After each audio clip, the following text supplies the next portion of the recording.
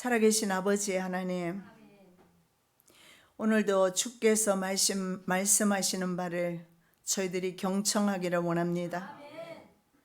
하나님의 귀하신 말씀, 복되신 말씀, 성경에는 없지만 여러 귀한 서적들을 통해서 주님께서 남겨주심으로 기록되지 않은 그 순간에도 하나님은 일하셨고 주의 백성들을 인도하셨음을 우리가 보나이다.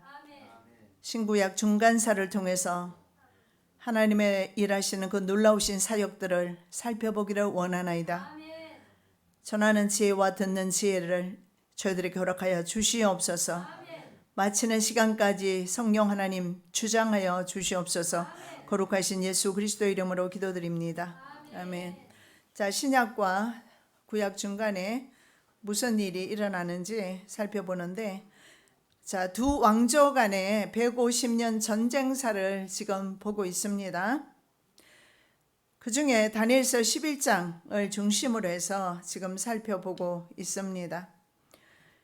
오늘은 33절 말씀부터 우리가 함께 보시겠습니다. 백성 중에 지혜로운 자가 많은 사람을 가르칠 것이나 그들이 칼날과 불꽃과 사로잡힘과 약탈을 당하여 여러 날 동안 쇠폐하리라. 여러분, 도표를 다시 한번 보시면 그 도표에 북방왕 중에 마지막으로 안티오쿠스 4세라고 나와 있습니다. 이 사람은 스스로 자기를 에피파네스라고 그렇게 명명했지요. 이 사람이 통치한 연대는 주전 175년부터 163년간입니다. 그리고 21절에서 36절에 그 내용이 이 사람에 관련된 내용을 말씀하고 있습니다. 그래서 오늘 33절도 마찬가지로, 그런데 거의 끝날 때까지 안티오쿠스 에피파네스와 관련된 말씀임을 알 수가 있는데, 이 사람이 적그리스도 모형으로서 나타나기 때문에 그렇습니다. 자, 에피파네스를 대항해서 조직적으로 저항 운동을 벌인 소수의 사람들이 있습니다. 그 소수의 사람들이 바로 백성 중에 지혜로운 자입니다. 그 지혜로운 사람 마스킬림이라고 하기도 하는데, 이들 무리 중에 바로 하시딤이라는 경건한 무리들이 있습니다. 경건한 무리들과 그리고 마카비 5형제들이 있습니다. 자, 이들이 바로 백성 중에 지혜로운 사람으로서 많은 사람을 가르치게 되는데, 그 중에 바로 하시딤 경건한 무리들은 사람들을 다시 율법 가운데로 초청해서 율법을 바르게 가르치는 일들을 하게 됩니다. 그런데 그들이 칼날과 불꽃과 사로잡힘과 약탈을 당했다.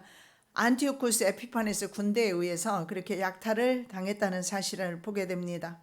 그래서 그 안티오쿠스 에피파네스 군대를 수리아 내지는 시리아라고 부르는데, 수리아 군대에 의해서 패하게 되는데 여러 날 동안 쇠폐하리라. 여러 날 동안에 바로 그렇게 쇠폐하게 될 것을 말씀하고 있습니다. 33절입니다. 자, 34절 보시겠습니다. 그들이 쇠폐할 때에 도움을 조금 얻을 것이나 많은 사람은 괴율로 그들과 친합할 것이며, 여기 백성 중에 지혜로운 자가 주로 하시딤이라면, 이제 여기서 조금 도움을 얻는 사람들은 정확하게 보면 바로 마카비 5형제 마타디아와 그의 5 아들에 의해서 조금 도움을 얻게 될 것이다. 그리고 그들이 열게 되는 바로 하스몬 왕조를 통해서 이제 독립적인 국가로서 어느 정도 힘을 발휘하기 때문에 그 도움을 얻는다라고 표현을 하고 있습니다. 그래서 여기에서 도움은 조금 얻는다는 이 말은 바로 유다 마카비 5형제를 통해서 받게 되는 도움을 의미합니다. 모데인 출신의 제사장이 있습니다. 마타디아는 그리스 신들을 섬기라는 그 제사를 거부합니다. 그리고 이민족 이방 제단을 헐어버리게 되죠. 그리고 안티오쿠스 에피파네스가 보낸 신하들을 죽여버립니다. 5 아들을 데리고 산으로 도망할 때 이때 많은 이 모임에 합류한 사람들이 있습니다.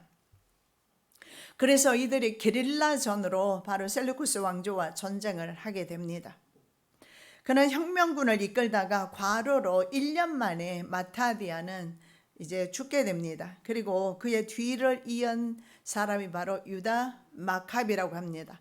이 정도는 우리가 상식으로 알아두면 좀 좋아요. 셋째 아들입니다. 셋째 아들로서 군사력이나 지략이나 용기가 좀 뛰어났던 것 같아요. 그래서 마타디아가 죽기 전에 유언으로, 사령관으로 셋째 아들을 유다 마카비를 세울 것을 유언으로 남기게 됩니다.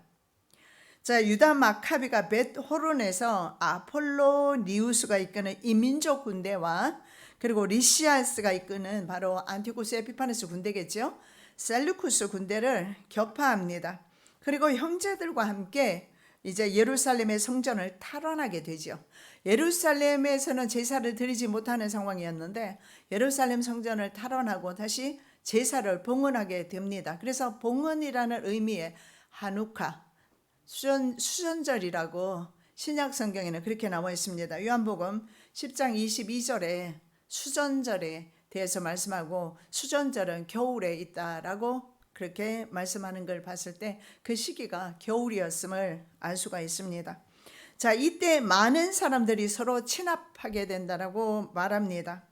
자, 유대인들의 대부분이 하시딤이나 아니면은 반헬라파가 아니라 거의 대부분이 헬라파였다는 사실을 알 수 있고, 헬레니즘 문화에 동조하거나 협력하거나 편성했을 때 오는 유익들이 굉장히 많습니다. 그리고 그것으로 인해서 성공할 확률도 많이 높습니다. 어떻게 보면 그게 바로 글로벌리즘인데, 글로벌화에 편성하는 것은 어떻게 보면 국제화 시대에 국제적인 사람이 되는 것과 마찬가지예요. 그래서 많은 사람들은 헬레니즘을 추종하고 헬라 사상을 받아들이게 됩니다. 그러나 그것이 이교 사상임을 이제 알 수가 있는데 대부분의 사람들이 이렇게 많이 받아들입니다. 그래서 이런 사람들은 한동안은 이 유다 마카비 오형제가 이끄는 이 항쟁으로 인해서 굉장히 게릴라전이 성공을 했기 때문에 처음에는 자기네들은 원치 않았어도 이들에게 그냥 친합했다, 같이 했다는 사실을 알 수가 있어요.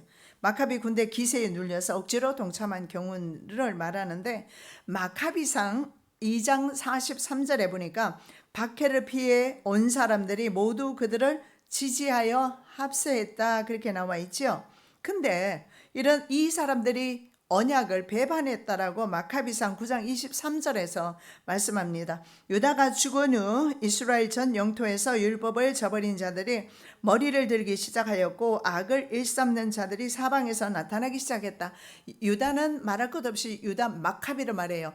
유다 마카비가 워낙 강력하게 게릴라전을 이끌었습니다. 그래서 거의 셀루쿠스 군대를 물리쳤고 그리고 예루살렘 도성을 회복을 했고 성전도 역시 제사를 회복을 시킬 정도로 강력했던 그런 혁명을 일으켰어요. 그런데 유다 마카비 때는 그랬지만 유다 마카비가 이제 셀루쿠스 군대에 의해서 살해를 당하게 돼요. 그리고 나서는 강력한 지도자가 없어지니까 다시 유다가 죽은 후에 전 영토에서 율법을 저버린 자들, 바로 헬레니즘을 추종하는 자들이 될 겁니다.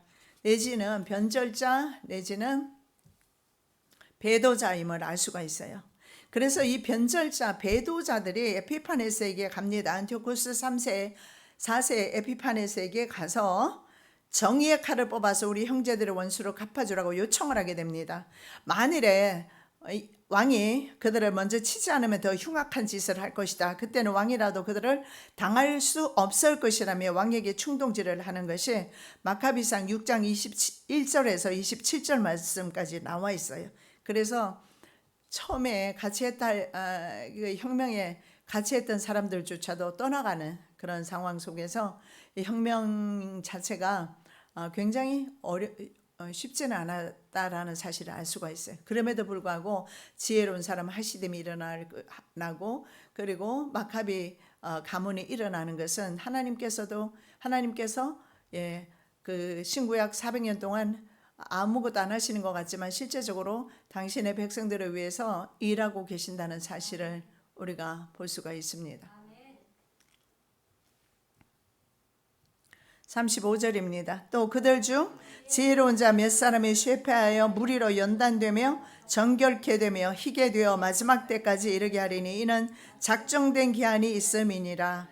여기 역시 지혜로운 자 마스킬림입니다. 마스킬림은 마카비 군사들을 말합니다. 그래서 마카비 군사들과 처음에 하시딤이 함께 했습니다. 그래서 대부분 그 반헬라파 그리고 율법을 지키려는 사람, 말씀대로 살려는 사람들이 마카비 군대와 함께 했어요. 나중에 이들은 나뉘어지게 됩니다. 왜냐하면 하시딤은 계속해서 종교, 하나님의 말씀, 율법 회복 쪽으로 나가고 영구 쪽으로 나갑니다. 그러나 마카비는 계속해서 마지막 때 시몬에 의해서, 시몬이 죽고 나서 힐카누스, 시몬의 아들입니다. 요한 힐카누스에 의해서 왕조가 시작이 돼요. 그래서 그걸 보면서 나중에는 두 부류가 나누어지게 됩니다. 마카비는 정치 쪽으로 가고 하시딤은 계속 종교 연구 쪽으로 가게 되고 나누게 되는데, 처음에는 같이 이 수리아 군사들을 대항했다는 사실을 볼 때 이들이 바로 성경에서 지금 말하는 지혜로운 자, 지혜로운 사람임을 알 수가 있어요. 자, 적군의 수요가 보병이 2만입니다. 그리고 기병이 2천, 굉장히 많은 그 숫자인데 그것을 보고 유대인들은 도망칩니다. 그리고 남은 군사가 800명밖에 안 되는데 이때 이 싸움에서, 이 전쟁에서 결국은 열세입니다. 열세로 인해서 유다 마카비가 전사하는데 성경은 그가 바로 쇠폐하게 될 것이다 이렇게 말합니다. 그들 중 지혜로운 자 몇 사람이 쇠폐하여 무리로 연단되며 정결케 되며 희게 되어 마지막 때까지 이르게 될 것이라 이렇게 말씀하고 있죠. 자, 그가 죽은 후에 이스라엘 전 영토에서 율법을 버린 자들이 머리를 들기 시작했다라고 마카비상 9장 1절에서 23절에 나와 있습니다. 악을 일삼는 자들이 사방에서 나타났다. 이것이 왜 중요한가 하면 우리 마지막 때에도 틀림없이 주변에 대부분의 우리가 생각할 때는 장로 권사님조차도 목사조차도 그럴 수 있어요. 배도하고 그리고 참 믿는 자들을 대적하는, 그래서 어쩌면 마지막 때 진실한 성도들이 귀한 때, 그리고 대부분의 사람은 돌아서는 때, 그런 때가 환란의 시대가 아닐까 생각합니다. 그래서 우리도 이 말씀을 받으면서 우리가 바로 하나님이 인정하시는 지혜로운 자 마스킬림이 되어야 되겠다. 결단해 봅니다. 자, 이렇게 시리아에 대항하는 유대인 무장 봉기와 함께 마카비 5형제가 이끄는 독립운동으로 끝내 독립을 쟁취해서 하스몬 왕조가 탄생하지요. 그래서 작정된 기한이 있다는 사실을 알게 됩니다. 그래서 작정된 기한이 이럴 때까지 좀 쇠폐하게 될 것이다 이렇게 지금 보고 있는 거예요. 그래서 어느 정도 기한이 올 때까지, 그 기한이 바로 하스몬 왕조가 이럴 때까지 계속해서 좀 그 열세에 있게 될 것을 말합니다. 왜냐하면 계속해서 마카비 5형제 중에 유다 마카비가 처음에 혁명을 이끌었고, 그 다음에 다섯 번째 요나단 마카비가 또 이끌게 되고, 나중에는 마지막에 시몬으로 둘째였던, 마타디아 둘째 아들이었던 바로 시몬이 마지막으로 이제 항쟁을 이끌게 됩니다. 그리고 그 다음에 요한 힐카누스에 의해서 왕조가 세워지게 되죠. 자, 그래서 마카비 아들 요한 힐카누스가 독립 정부를 세워서 하스몬 왕조가 계속 가는데 언제까지 되느냐면 바로 기원전 63년에 바로 로마에 의해서 로마의 속국이 된 때가 기원전 63년입니다. 그때 속국이 되어서 로마에게 완전히 멸망하는 때가 AD 70년이 되겠습니다. 자, 36절입니다. 이 왕이 자기 뜻대로 행하며 스스로 높여 모든 신보다 크다 하며 비상한 말로 신들의 신을 대적하며 형통하기를 분노하심이 쉴 때까지 하리니 이는 그 작정된 일이 반드시 이룰 것임이니라. 39절까지는 바로 교만이 극에 달한 에피파네스가 자신을 하나님으로 신격화하는 과정임을 알 수가 있습니다. 그 뒤에도 계속해서 이 사람의 모습이 투영이 되고 있는 것을 발견을 합니다. 마지막 말씀까지는 거의 보면 적그리스도에 대한 말씀 같습니다. 그러나 동시에 이 사람이 그 모형이기 때문에 그런 모습을 간간히 우리가 볼 수가 있어요. 스스로를 현인한 신이라고 주장합니다. 그래서 자기 이름을 에피파네스라고 불렀어요. 주화에 자신의 초상을 새기고 데오스는 신이란 뜻입니다. 그래서 신들 중에 신이란 글을 새겨 넣었어요. 자, 비상한 말은 무슨 말일까? 이 비상한 말은 말을 잘했다라기보다는 신성모독적인 말을 가리킬 때 비상한 말이다 이렇게 말합니다. 그러니까 아무나 할 수 없는 말을 하는데 누구처럼 말입니다. 하나님하고 자리 바꾸자 하는 사람처럼 말입니다. 감히 어떻게 하나님께 하나님 당신 나하고 자리 바꾸자 그 말을 할 수가 있어요. 배도입니다. 이것이 신성모독적인 비상한 말입니다. 에피파네스가 그렇게 말을 해요. 42달 후 3년 반 동안에 전 세계 모든 사람은 그들의 명령을 따라야 할 것입니다. 적그리스도가 나타났을 때를 말합니다. 자, 그래서 자연스럽게 안티오쿠스 에피파네스와 적그리스도의 모습이 계속 오버랩 되는 것을 여기서 우리가 볼 수가 있어요. 계시록 13장 5절에서 6절입니다. 또 짐승이 큰 말과 참남된 말하는 입을 받고 또 42달 동안 일할 권세를 받으니라. 짐승이 입을 벌려 하나님을 향하여 회방하되 그의 이름과 그의 장막 곧 하늘에 구하는 자들을 회방하더라. 여기에 분명하게 말씀하고 있습니다. 큰 말하는 거, 이것이 바로 비상한 말입니다.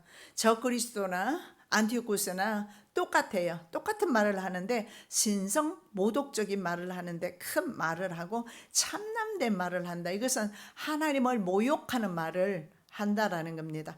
우리 하나님의 자녀들이 그 일에 합류할 필요는 없는 것 같습니다. 우리는 하나님께 영광을 돌리는 존재지 말로서 하나님을 모독하거나 하나님께 참남된 말을 할 수 없는 겁니다.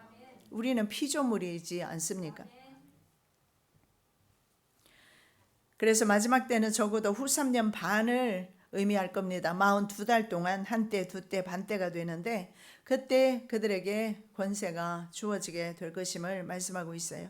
자, 37절에서 38절입니다. 그가 모든 것보다 스스로 크다 하고 그 열조의 신들과 여자의 사모하는 것을 돌아보지 아니하며 아무 신이든지 돌아보지 아니할 것이나 그 대신에 세력의 신을 공경할 것이요 또 그 열조가 알지 못하던 신에게 금, 은, 보석과 보물을 들여 공경할 것이며 제우스 같은 고대의 신들은요 공식적으로 경배해왔던 그런 신들이었어요. 그럼 과거로부터 지금까지 경배했던 이런 이방 신들조차 이 사람은 받아들이질 않았어요. 왜 그럴까요? 당연하죠. 자기가 하나님이 되었으니까. 그래서 이런 신들을 배격합니다. 공식적인 경배의 대상이었던 제우스 신들이나 유명한 신이잖아요. 이런 신들조차도 배격을 해요. 그리고 여자의 사모하는 것. 이 여자의 사모하는 것이 뭘까요? 여자들이 특별히 숭배했던 바로 오시리스 신. 우리 지난번에 다 살펴봤습니다. 오시리스. 이집트에서는 오시리스라고 그래요. 그리고 다른 나라에서는 바벨론에서는 nimrod라고 하죠. 그리고 그 다음에 오시리스와 nimrod와 그리고 nimrod의 자녀 후손으로 온 바로 담무스. 에스겔 8장 5절에 보면 질투의 우상이라 그렇게 나와 있어요. 그리고 14절에 보면 담무스를 위해서 에스겔 8장 14절입니다. 담무스를 위해서 곡하는 여자들. 에스겔 8장 5절에 질투의 우상입니다. 그리고 에스겔 8장 14절에 담무스입니다. 그래서 여자들이 사모했던 것이 바로 이런 것들, 담무스였다는 사실을 알 수가 있어요. 담무스가 겨울 동안에는 지하 세계에 있다가 이제 여인들이 애곡하면 부활절에 부활한다 이렇게 믿었던 겁니다. 그래서 그 부활하는 증거가 지금 우리 막 새순이 막 사방에서 막 솟아나고 있어요. 곳곳에 보면요 아주 연두 색깔의 이쁜 새싹들이 자라나는데 요거 담무스가 부활했기 때문에 살아난다 이렇게 믿었던 거예요. 그래서 여자들이 사모했던 것이 바로 담무스였다. 자, 그런데 에피파네스는 그런 신들을 돌아보지 않았다라는 거예요. 14년 동안 로마의 인질로 지내면서 로마의 세력의 신 38절입니다. 세력의 신으로는 주피터, 전쟁의 신 마르스, 어쩌면 이 세력의 신을 섬겼을 것입니다. 아니면 자신을 신격화 했을 것이다 라는 겁니다.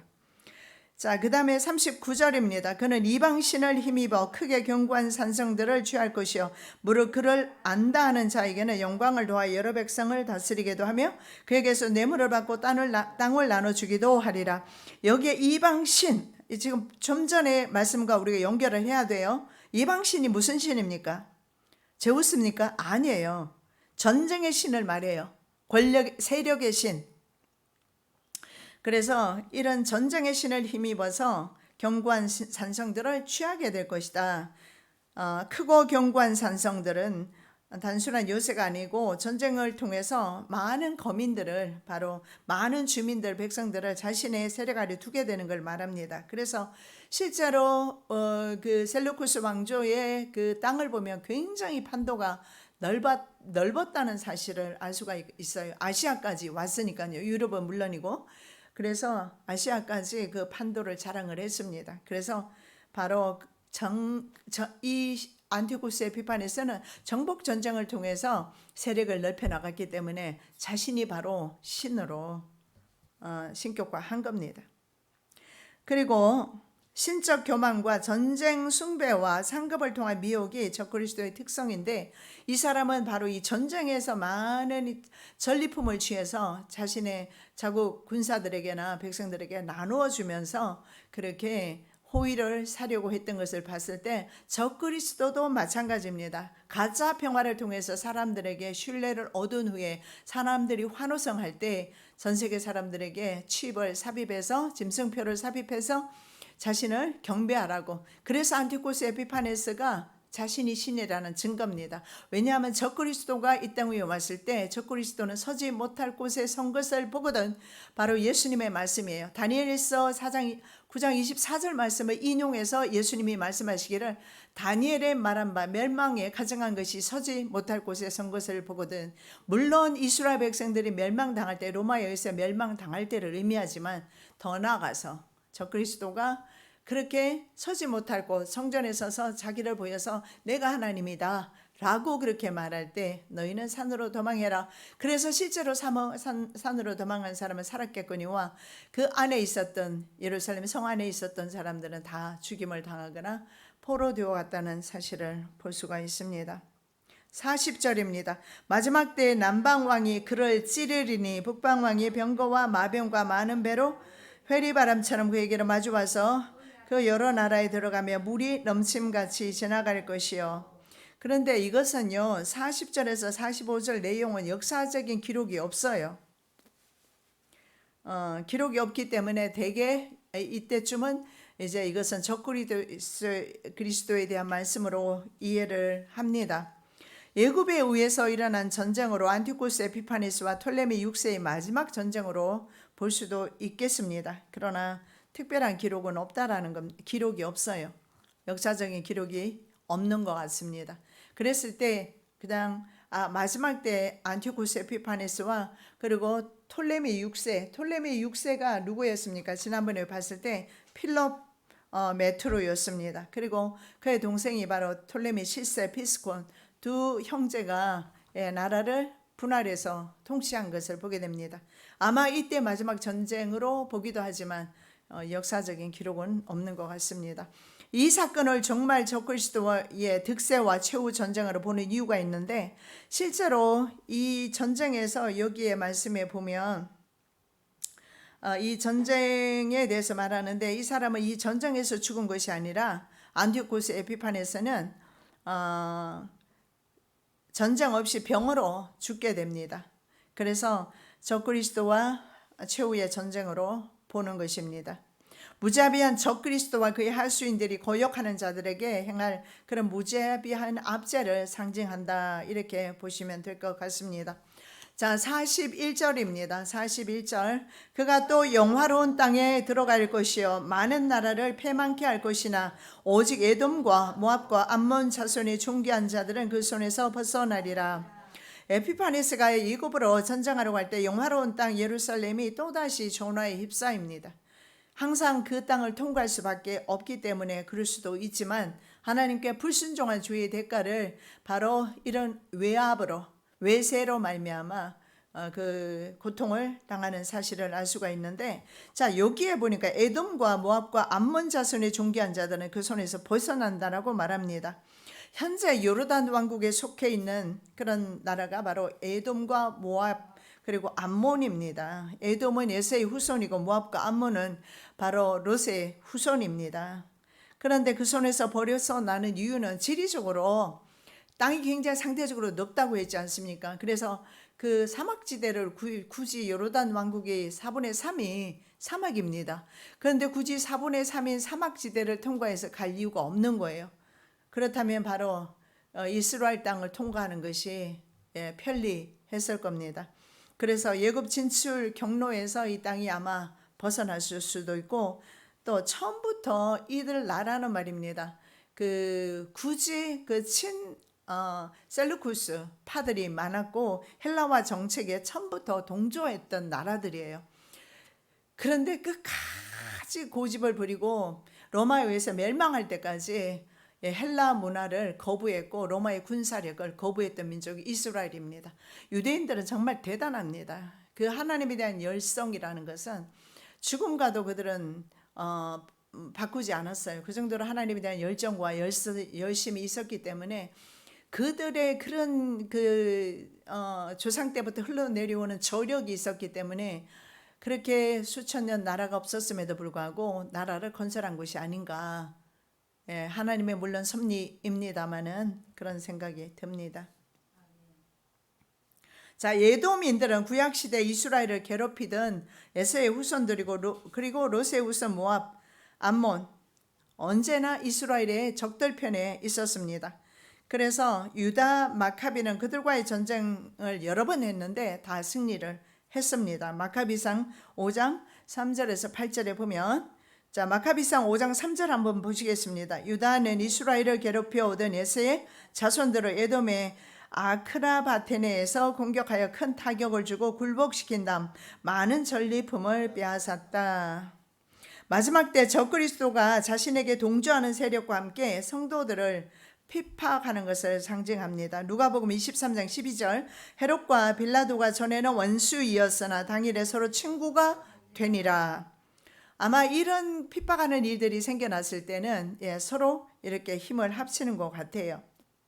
계시록 16장 14절입니다. 저희는 귀신의 영이라 이적을 향하여 온 천하 임금들에게 가서 하나님 곧 전능하신 이의 큰 날의 전쟁을 위하여 그들을 모으더라.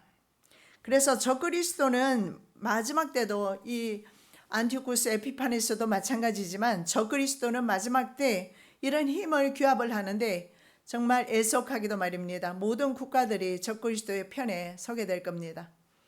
왜냐하면 모든 왕들, 열왕이라고 했잖아요. 열왕을 복속시킨 한 뿔입니다. 그래서 모든 나라들을 정치적으로 복속을 시켰다라기보다는 정치는 어쩌면 독립되어 있을 겁니다. 그런데 아시겠지만 경제로 전 세계 모든 나라를 조종할 수 있어요. 지금. 그렇기 때문에 국제금융그룹이라든가 실제적으로 전 세계를 지금 돈으로 지배하고 있습니다. 결국은 처음부터 끝까지 물질입니다. 성도들을 물질의 노예되게 만드는 것도 처음부터 있었던 일이에요. 아담과 하와가 넘어갔던 것이 바로 물질이었고 지금도 마찬가지로 물질을 사랑해서 하나님의 사랑 안에 머물지를 못하고 있고 동일해요. 마지막 때도 역시 이 물질 때문에 참 신자는 팔고 가짜들끼리 연합하게 될 것입니다. 그들은 바로 귀신의 영입니다. 천하 임금들에게 가서 전능하신 이의 그 큰 날 하나님과 전쟁을 하려는, 그래서 세상 권력의 속성상 하나님을 대적할 수밖에 없다는 사실을 알 수가 있습니다. 밀러라는 사람은 이렇게 말합니다. 종말과 관련하여 이 지역은 적그리스도와 연맹을 하거나 종말과 관련했을 때 적그리스도와 연맹을 하거나 전쟁에 참여하는 대신에 중립적 입장을 취할 것이다. 어떤 나라요? 바로 요르단 왕국에 있는 사람들을 가리킵니다. 요르단 왕국. 과거에는 이 나라가 에돔과 모압과 암몬이었잖아요. 암몬이었는데 그런데 지금은 요르단 왕국으로 표현되고 있고, 그 요르단 왕국이 바로 마지막 때에 어쩌면 적그리스도의 손에 침략해서 이 나라는 벗어나게 될 것을 말씀하는데, 밀러라는 사람은 중립적인 입장을 취하기 때문에 그렇다라는 겁니다. 그래서 1차적으로는 안티오코스 에피파네스의 손에서 벗어난 것을 말하고, 종말에는 적그리스도의 침략에서 벗어날 것을 상징한다는 거예요. 자, 그렇다면 이 요르단 왕국을 한번 주목할 필요가 있습니다. 요르단 왕국은요, 지금 어떤 그 무슬림 가운데서 역할을 차지하고 있는가? 현재 무슬림 인구가 거의 한 30%, 전 세계에서 28.3%입니다. 그렇기 때문에 거의 약 30%가 되는데, 인구로 말하면 2억 명, 20억 명입니다. 70억으로 봤을 때 거의 3분의 1이 되지요. 그리고 아시아 쪽에 13억 9천 명 정도가 거주하고 있습니다. 그런데 이들의 그 핵심 성지가 바로 황금돔입니다. 예루살렘 내에 황금돔. 과거에 솔로몬 성전이 세워졌던 그곳. 그곳은 이스라엘 국가가 주권 국가가 아닙니까? 서울에 있다면 서울의 핵심이 여의도라면 여의도를 요르단이 통치하고 있다, 이렇게 보시면 돼요. 왜냐하면 예루살렘 그 지역은요, 이스라엘 국가의 땅이 아니에요. 유엔에서 관리하고 있고, 그리고 그 안에 황금돔을 관리하는 나라가 바로 요르단 왕국이에요. 그래서 요르단 왕국에 상당히 지금 중립적인 입장을 취하는데, 왜 그러냐면 요르단 왕국은 사막이 4분의 3입니다. 그래서 물이 없어요. 그런데 바로 옆에 있는 나라가, 옆에는 없거든, 바로 옆에 있는 나라가 이스라엘이고, 이스라엘도 물이 없어요. 그러나 이스라엘은요, 관계수로를 너무 잘했어요. 그래서 성경의 말씀에 나오는 대로 들에서 물이 솟아나는, 샘이 솟아나는, 그 말씀이 그대로 성취가 된 거예요. 이사야 말씀이 그대로 성취가 됐어요. 사막에서 샘물이 솟아난다는 말씀이요. 왜냐하면 사막에도 다 관계수로로 뚫어놓고 정화 시설이 제가 듣기로는 전 세계에서 가장 뛰어난다고 그래요. 그래서 다른 나라의 사막지대에서도 바로 이스라엘의 기술을 수입한다고 제가 듣기로는 그렇게 알고 있습니다. 그 정도로 관계수로가 굉장히 발달이 돼서 사막에서 지금 꽃이 피고 있어요. 그래서 이스라엘 전 국토가 거의 이제는 관계수로가 되어 있기 때문에, 그러면 요르단 왕국에서는 물이 굉장히 귀합니다. 그 귀한 나라에서 이스라엘에게 물을 수입하지 않으면 기술도 안 되고, 그래서 이스라엘과도 친하게 지내면서 또 이슬람 국가이지 않습니까? 그래서 어쩌면 중립적인 입장을 아마 요르단은 계속 취할 것이다. 공화국 전쟁이나 마지막 이런 전쟁이 일어났을 때 중립적인 입장을 취해서 살아남는 것이 아닌가, 이렇게 보기도 합니다. 근데 성경은 그렇게 말씀하고 있어요. 왜냐하면 그들의 존귀한 사람들이 에돔과 모압과 암몬 자손이 존귀한 사람들이 안티오코스 에피파네스 손에서도 벗어났지만 마지막 적그리스도의 손에서 벗어난다라는 것은 중립적인 위치에 있었기 때문에 그럴 수 있다라는 거예요.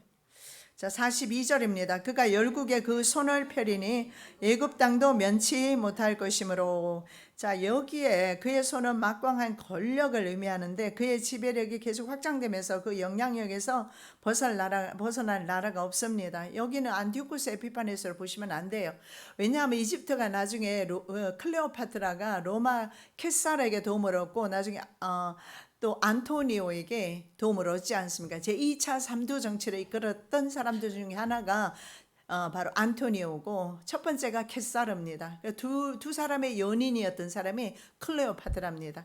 그래서 클레오파트라는 자기 나라를 보존한 것으로, 그리고 톨레미 6세 7세가 연합해서 수리아 왕을 물리쳤기 때문에 이 나라로 보기보다는 여기에서는 적그리스도로 보는 것이 맞는 것 같습니다. 그가 열국의 손을 펴리니 애굽 땅도 면치 못할 것이다. 그렇다면 애굽이 왜 그렇게 될까요? 이집트가 안티오코스 4세오고는 적그리스도에게는 넘어가는데, 에돔이나 모압 그리고 암몬과는 다르게 이집트는 굉장히 이스라엘과 우호적입니다. 여러분 아시겠지만 그 중동 4차전에서 이집트가 주체국이 되어서 막 비행기 400대를 소련에서 빌려와서 띄웠다가 6.1 전쟁에서 어떻게 됩니까? 비행기 400대가 한 대도 남기지 않고 다 격추당해버려요. 그러면서 이집트는 완전히 국가의 기운이 망하게 됩니다. 그리고 지금의 그런 아주 약한 나라로 되어버렸고, 처음에 이스라엘이 국가로 세워졌을 때만 해도 이집트는 굉장히 강력한 국가였습니다. 그러나 지금은 아주 작은 그런 국가로 전락을 해버렸죠. 힘이 없는 국가.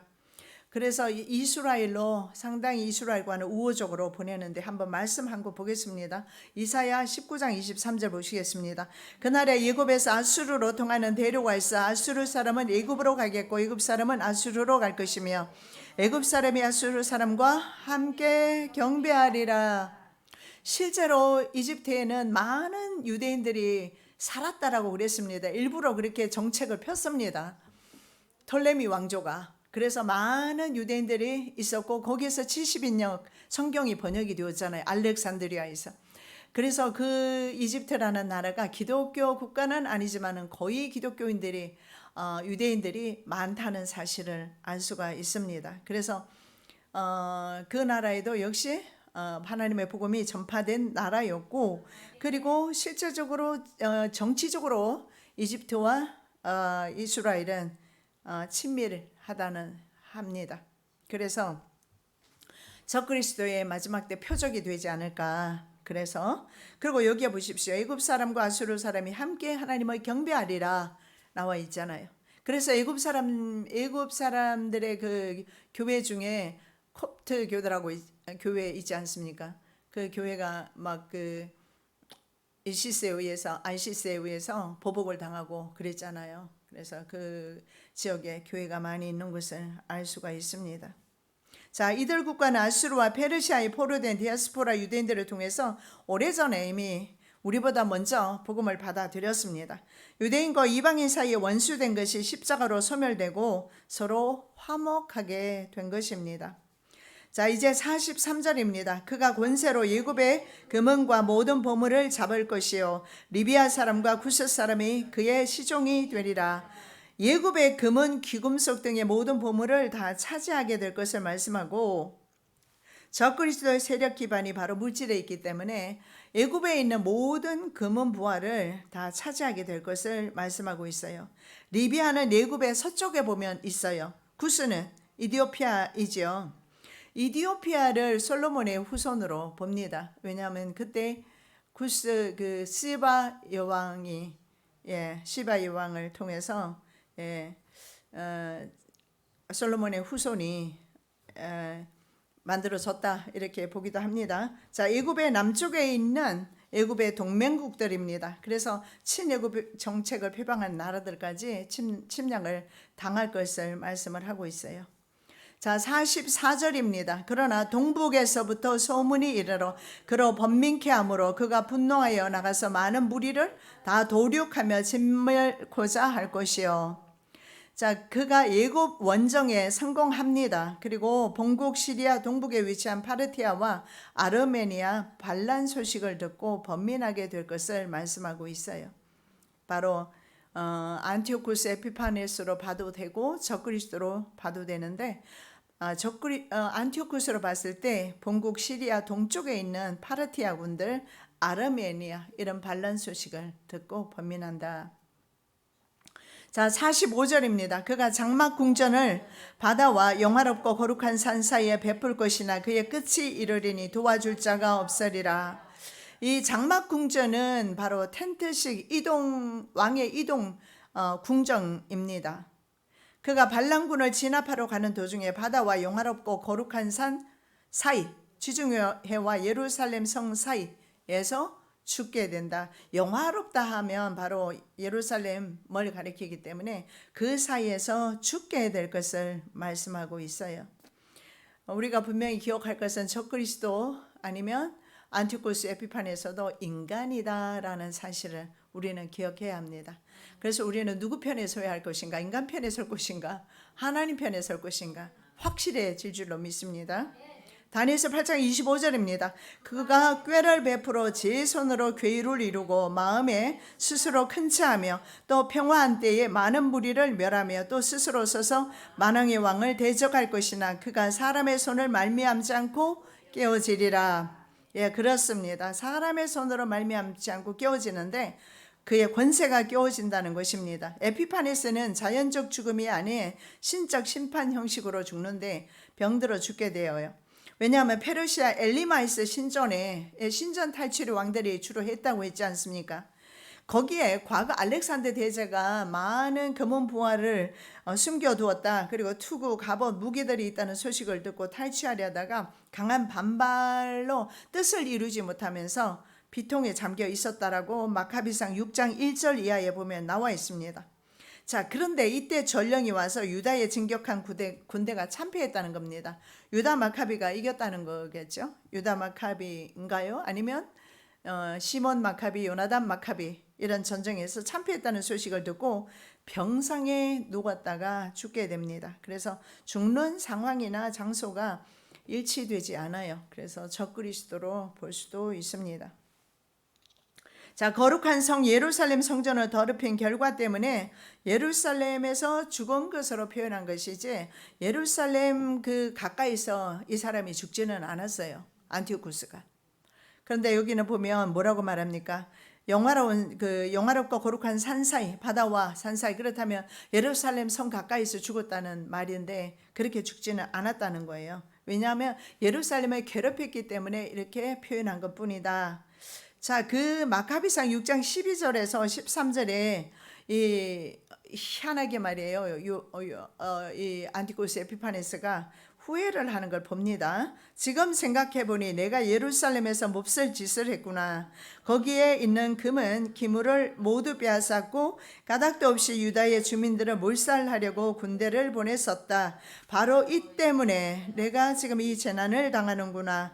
아, 나는 큰 슬픔을 안고 이국 땅에서 죽어간다. 예, 이렇게 말하죠.